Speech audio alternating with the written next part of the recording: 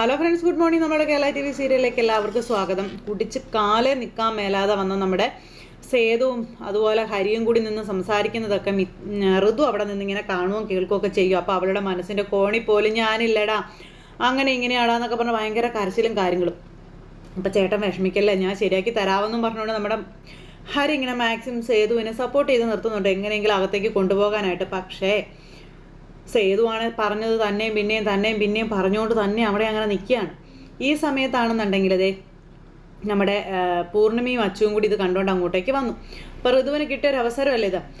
നന്നായിട്ട് തന്നെ വലിയേട്ടൻ മദ്യപിച്ചിട്ടുണ്ടെന്ന് തോന്നുന്നത്. അങ്ങനെ മദ്യപിക്കുന്നല്ലോ, എന്ത് പറ്റി എന്നൊക്കെ ഇങ്ങനെ നമ്മുടെ അച്ചു ഇങ്ങനെ അവിടെ നിന്ന് പറഞ്ഞപ്പം നീ പോയി ചോദിച്ചിട്ട് വരാൻ പറഞ്ഞു ഋതു അച്ചുവിനോട്. പിന്നെ ഒരു തരത്തിൽ എങ്ങനെയൊക്കെയാ ഉന്തിത്തള്ളി അകത്തേക്ക് കയറി വന്നപ്പോഴത്തേക്കും ഈ ഋതു എന്ത് ചെയ്തെന്നറിയാവോ, വാതിൽ അകത്തുനിന്ന് പൂട്ടി താക്കോലും കയ്യിലെടുത്തു. അപ്പോൾ ഇവർ വാതിൽ തുറക്കുന്നു പറഞ്ഞ് പുറത്ത് വന്നിട്ട് ഇങ്ങനെ അടിച്ച് തുറക്കാനായിട്ട് നോക്കാം. ഈ സമയത്ത് നീ എന്തൊക്കെ ഋതു കാണിക്കുന്നതെന്ന് ചോദിച്ചു പൂർണിമ. രണ്ടാളും ഇന്ന് പുറത്ത് കിടന്നാൽ മതിയെന്ന് പറഞ്ഞു ഋതു. ആ സമയത്ത് ബേബി ചേച്ചി എന്ന് പറഞ്ഞ് നമ്മുടെ ഹരി വിളിക്കുന്നുണ്ട്. അപ്പോൾ അച്ചു പറഞ്ഞു അങ്ങനെ ചെയ്യല്ലേ, നീ വാതിൽ തുറക്കാൻ പറഞ്ഞു. അപ്പോൾ ഋതു പറഞ്ഞു ഞാൻ തുറക്കില്ല എന്ന്.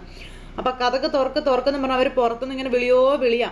അപ്പം ചവിട്ടി പൊളിക്കടാ കഥക എന്നും പറഞ്ഞുകൊണ്ട് സേതു ഇങ്ങനെ ഒച്ച വെക്കുന്നു. അപ്പം ഞാൻ ചവിട്ടാം, എനിക്കറിയാം, എൻ്റെ കാലുകൊണ്ട് ഞാൻ ചവിട്ടാമെന്ന് പറഞ്ഞ് സേതു ചവിട്ടാനായിട്ട് നോക്കുന്നു. പാവ ഹരിയാണ് അവിടെ കിടന്ന് വിളിയാ. അപ്പോഴേക്കും ബേബി ചേച്ചി ഓടി വന്നു. ഋതു അന്നേരം എവിടെ പോകാമെന്ന് ചോദിച്ചു. അപ്പോൾ വാതിൽ തുറക്കാനാണെന്ന് പറഞ്ഞു. അന്നേരം വേണ്ട ഇന്ന് പുറത്ത് കിടന്നാൽ മതി കേട്ടോ എന്നും പറഞ്ഞ ഋതു താക്കോലും കയ്യിൽ പിടിച്ച് അങ്ങോട്ടേക്ക് പോയി. ഇവരാകെ ധർമ്മസങ്കടത്തിലായി. എന്നിട്ട് അവരെയും പിടിച്ച് വലിച്ചു കൊണ്ടുപോവുക. ഇതുങ്ങൾ പാവങ്ങൾ പുറത്ത് ബേബി ചേച്ചി എന്ന് പറഞ്ഞ് വിളിക്കുന്നുണ്ട്. ഈ സമയത്ത് എടാ ഹരി, ഞാൻ നിന്നെ തല്ലിയോടാന്നൊക്കെ ചോദിച്ച് ഭയങ്കര അപ്പോൾ പോട്ടറാന്നൊക്കെ പറഞ്ഞ് കെട്ടിപ്പിടിച്ച് കരച്ചിൽ ഒക്കെ. അപ്പം ഇങ്ങനെ പറഞ്ഞു നമ്മുടെ സേതു ആ നിലത്തേക്ക് അങ്ങ് കിടന്നു. എന്നിട്ട് ആ വെറും തറയിൽ കിടക്കുന്നു. ഹരി അവിടെ ഇങ്ങനെ സേതു ഏട്ടനെ മടിയിൽ കിടത്തി. അങ്ങനെ അവർ രണ്ടുപേരും കൂടെ പുറത്ത് ഇങ്ങനെ കിടക്കുന്നു. പൂർണിമ അന്നേരം പുറത്ത് ഇത് കാണുവാണ്. സേതു ഇങ്ങനെ ഹരിയുടെ മടിയിൽ കിടക്കുന്നതും ഹരി സേതുവിനെ നെഞ്ചോട് ചേർത്തിരുത്തിയത് ഇതെല്ലാം കാണുവാട്ടോ. അങ്ങനെ പൂർണിമയ്ക്ക് ഒരുപാട് സങ്കടമായി സേതുവിൻ്റെ ഈ ഒരു അവസ്ഥയൊക്കെ കണ്ടിട്ട്. അങ്ങനെ മനസ്സ് തകർന്ന് നമ്മുടെ സേതു ഇങ്ങനെ അവിടെ കിടക്കുന്നു. ഹരി ഇങ്ങനെ വിഷമിച്ചിങ്ങനെ കിടക്കുന്നു. അതെല്ലാം കണ്ടു. ഈ സമയം ഇതെല്ലാം കഴിഞ്ഞിട്ട് രാവിലെയായി. വാതിൽ തുറന്നു. നമ്മുടെ സേതു അകത്തേക്ക് കയറി ചെന്നില്ലേ, എനിക്ക് നിങ്ങളോട് എല്ലാവരോടുമായിട്ട് കുറച്ച് കാര്യങ്ങൾ സംസാരിക്കാനുണ്ട് എന്ന് പറഞ്ഞു. അപ്പോൾ അച്ചുവാണ് അങ്ങോട്ടേക്ക് വന്നത്. നോക്കി നിൽക്കാതെ നീ എല്ലാവരെയും വിളിക്കാൻ പറഞ്ഞ അച്ചുവിനോട് സേതു ദേഷ്യപ്പെട്ടു. അപ്പോഴേക്കും എല്ലാവരും അങ്ങോട്ടേക്ക് ഓരോരുത്തരായിട്ട് വരുന്നു. അന്നേരം വലിയേട്ടൻ വഴക്കുണ്ടാക്കരുത്, അവരൊക്കെ ഓരോരോ തിരക്കുകളിലാണ്, അത് മാത്രമല്ല സ്വാതി ക്ലാസ്സിന് പോവുക എന്നൊക്കെ പറയും. അപ്പോൾ എന്നാൽ ശരി, നമുക്ക് പെട്ടെന്ന് തന്നെ വിഷയത്തിലേക്ക് വരാം. ഇന്നലെ ഞാനും ഹരിയും വീട്ടിൽ വന്നപ്പോൾ നിങ്ങൾ വാതിൽ തുറന്നു തരാത്ത എന്താണെന്ന് എനിക്ക് അറിയണമെന്ന് പറഞ്ഞപ്പം നിങ്ങൾ പാതിരാത്രി വാതിൽ കയറി വരുമ്പോൾ വാതിൽ തുറന്നു തരാനേ ഇവിടെയുള്ളവർ നിങ്ങളുടെ വേലക്കാരല്ല എന്ന് പറഞ്ഞു ഋതു. അപ്പോൾ ഈ ഡയലോഗൊക്കെ അമ്മയാണോ മോൾക്ക് സംഭാവന തരുന്നേ എന്ന് സേതു ചോദിക്കുക. അതും പൂർണിമയുടെ തലയിലേക്ക് സേതു കൊണ്ടുപോയി വെക്കുന്നു. സേതു വന്നിട്ട് അച്ചുവിനെ പിടിച്ച് തള്ളിയിട്ട്, അതെ കുട്ടികളുടെ അമ്മ ഒരു കാര്യം മനസ്സിലാക്കിക്കൊള്ളണം, മാധവമേനോൻ എന്ന മനുഷ്യൻ വിൽ പത്രത്തിൽ എനിക്ക് വീടിൻ്റെ പേരിൽ അവകാശം എഴുതി വെച്ചതിൻ്റെ പുറത്താ ഞാനിവിടെ താമസിക്കുന്നത്, മനസ്സിലായല്ലോ. കുട്ടികളുടെ അമ്മയ്ക്ക് വേണമെങ്കിൽ അത് വായിച്ചു നോക്കാവുന്നതേ ഉള്ളൂ. വിൽ പത്രത്തിൻ്റെ 4-ാം പേജിൽ ഏകദേശം മധ്യഭാഗത്തായിട്ട് വടിവൊത്ത കൈക്ഷരത്തിൽ എഴുതി വെച്ചിട്ടുണ്ട്. വേണമെങ്കിൽ നിങ്ങൾക്കത് പരിശോധിച്ച് നോക്കാവുന്നതേ ഉള്ളൂ. എൻ്റെ പേരിൽ അവകാശമുള്ള വീട്ടിൽ എനിക്ക് എപ്പോൾ വേണമെങ്കിലും വരാം, ഏത് നട്ടപ്പാതിരായ്ക്ക് വേണമെങ്കിലും കയറി വരാം. തടയാൻ നിങ്ങൾക്ക് യാതൊരു അവകാശവും ഇല്ല. ഇനി അഥവാ തടയുകയോ അല്ലെങ്കിൽ ഇന്നലെ കാണിച്ചതുപോലെ വാതിൽ തുറക്കാതിരിക്കുകയോ ചെയ്താൽ ഞാൻ നിയമ നടപടികളുമായിട്ട് മുന്നോട്ട് പോകും. അങ്ങനെ എങ്ങാനും പോയാലേ അമ്മയ്ക്കും മോൾക്കും ചിലപ്പോൾ താങ്ങത്തില്ല. പറഞ്ഞത് മനസ്സിലായോ എന്ന് ചോദിച്ചു. അച്ചു ആണെന്നുണ്ടെങ്കിൽ അവിടെ നിന്ന് ഇങ്ങനെ വല്ലാണ്ടാവുക. ആ സമയത്ത് പിന്നെ കുട്ടികളുടെ അമ്മയ്ക്ക് അരികിൽ മാത്രമായിട്ട് എനിക്ക് കുറച്ച് കാര്യങ്ങൾ പറയാനുണ്ട്. നിങ്ങൾക്ക് എന്നോട് ദേഷ്യമാണ്, പക്ഷേ ആ ദേഷ്യം വെച്ച് മക്കളെ കരുവാക്കി എന്നോട് മത്സരത്തിന് നിന്നാൽ പരാജയം അത് നിങ്ങൾക്ക് തന്നെ ആയിരിക്കും. അറിയാവല്ലോ, 45% അവകാശം എൻ്റെ പേരിൽ തന്നെയാണ്. അത് വെച്ച് എനിക്കിവിടെ പലതും ചെയ്യാനായിട്ട് പറ്റും. അതുകൊണ്ട് വീണ്ടും ഞാൻ നിങ്ങളോട് പറയുകയാണ്, എന്നോട് വെറുതെ ഇടയാൻ നിൽക്കരുത് എന്ന്. പറഞ്ഞത് മനസ്സിലായോ എന്ന് ചോദിച്ചു. അപ്പോഴത്തേക്ക് നമ്മുടെ ഋതു ഇങ്ങനെ നോക്കുക കേട്ടോ. നീയും എന്ന് പറഞ്ഞ ഋതുവിനോട് പ്രത്യേകിച്ച് പറഞ്ഞിട്ട് നമ്മുടെ സേതു അവിടെ നിന്ന് അങ്ങ് പോയി. സേതു അങ്ങ് പോയി കഴിഞ്ഞപ്പോൾ നീ ഈ കാണിച്ചത് എന്താ ഋതു എന്ന് അമ്മ ചോദിക്കാം. സേതു വന്നപ്പോൾ വാതിൽ തുറന്ന് കൊടുത്തിരുന്നെങ്കിൽ ഇപ്പം ഇവിടെ ഇങ്ങനെ ഒരു സംസാരം നടക്കില്ലായിരുന്നു എന്ന് അമ്മ മോളോട് പറഞ്ഞു. ഞാൻ അവൻ്റെ മുന്നിൽ തല താഴ്ത്തി നിന്നപ്പോൾ നിനക്ക് സമാധാനമായില്ലേ എന്ന് അമ്മ ചോദിക്കാം. അത് കേട്ടപ്പോൾ അമ്മ അയാൾക്ക് മുന്നിൽ തല താഴ്ത്താൻ കാരണമേ ഞാനല്ല, അച്ഛനാണെന്ന് മകള്. ഭാര്യയെക്കാളും അവകാശം ആദ്യ ഭാര്യയുടെ മകൻ എഴുതി വെച്ചാ ഇതല്ല, ഇതിനപ്പുറവും നടക്കുമെന്നും പറഞ്ഞായി മോള്. ഇനി അതിനെപ്പറ്റിയൊന്നും ഇവിടെ പറഞ്ഞിട്ട് യാതൊരു കാര്യമില്ല. ഇവിടെ ഇനി ഒച്ചപ്പാടും ബഹളമൊന്നും ഉണ്ടാകരുത്.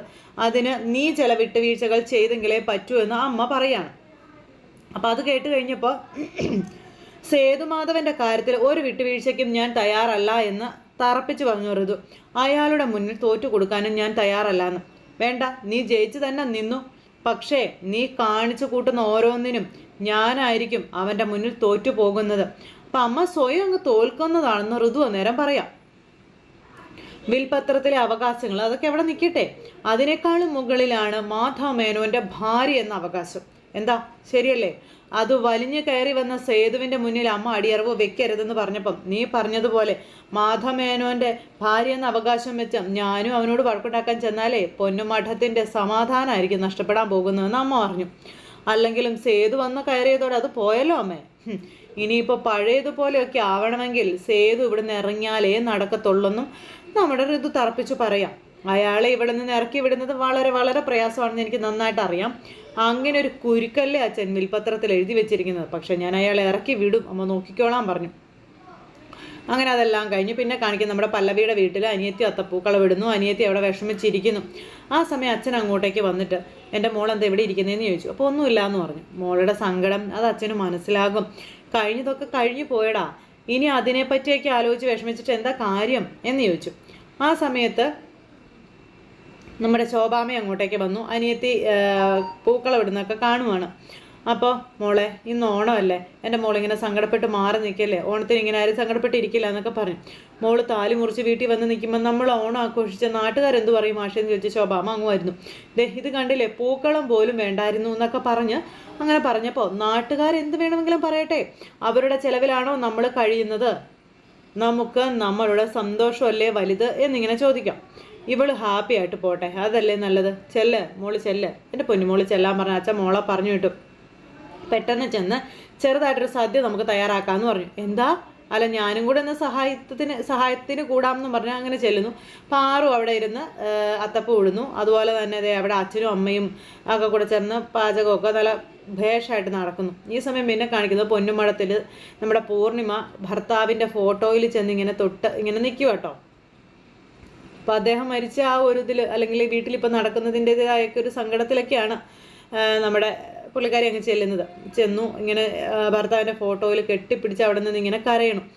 അത്രത്തോളം ഉള്ളിൽ സങ്കടമുണ്ട് പഴയ ഓണത്തിനെ പറ്റിയൊക്കെ. എന്നിട്ട് ഒരു നിമിഷം ഇങ്ങനെ നിന്ന് ആലോചിക്കുക, അച്ഛനുണ്ടായിരുന്ന സമയത്തെ ചിരിയും കളിയും പാട്ടും ഉത്സാഹവും ഒക്കെ ആയിട്ട് ഭയങ്കര ഉത്സവം തന്നെ ആയിരുന്നു അവരുടെ ആ ഒരു ഓണം. ആ ഓണത്തിന് ഒരുമിച്ച് പാചകം ചെയ്യൽ, അങ്ങനെ എന്തൊക്കെയാ പറയാൻ പറ്റാത്തത്ര ആഘോഷമായിട്ടാണ് ഇവരുടെ ഓണമൊക്കെ സെലിബ്രേറ്റ് ചെയ്തുകൊണ്ടിരുന്നതും സന്തോഷിച്ചതും ഒക്കെ.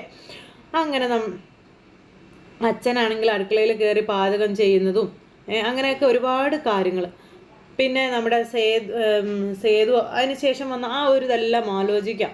അപ്പം അങ്ങനെ മാധവ മേനോൻ എന്ന് പറയുന്ന അച്ഛനെ പറ്റിയുള്ള നല്ല നല്ല ഓർമ്മകൾ, അല്ലെ ഭർത്താവിനെ പറ്റിയുള്ള നല്ല നല്ല ഓർമ്മകളുമായിട്ട് അങ്ങനെ നമ്മുടെ അമ്മ ഇങ്ങനെ അതൊക്കെ ആലോചിച്ച് അവിടെ അങ്ങനെ നിൽക്കുന്നു.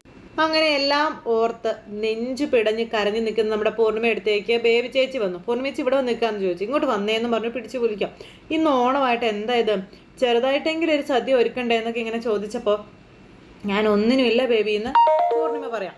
അപ്പോൾ അതൊന്നും പറഞ്ഞാൽ പറ്റില്ല. മാധവൻ സാറിൻ്റെ മനസ്സിൽ വിചാരിച്ച് സാറിൻ്റെ ഫോട്ടോയ്ക്ക് മുന്നിൽ കുറച്ച് സദ്യയൊക്കെ വിളമ്പി വെക്കണ്ടേ, അത് സാറിന് ഏറ്റവും ഇഷ്ടപ്പെട്ട പൂർണ്ണിമ ചേച്ചി ഉണ്ടാക്കുന്ന ആ ഒരു കറികളും വേണ്ടേ എന്നൊക്കെ ഇങ്ങനെ ചോദിക്കുക കേട്ടോ.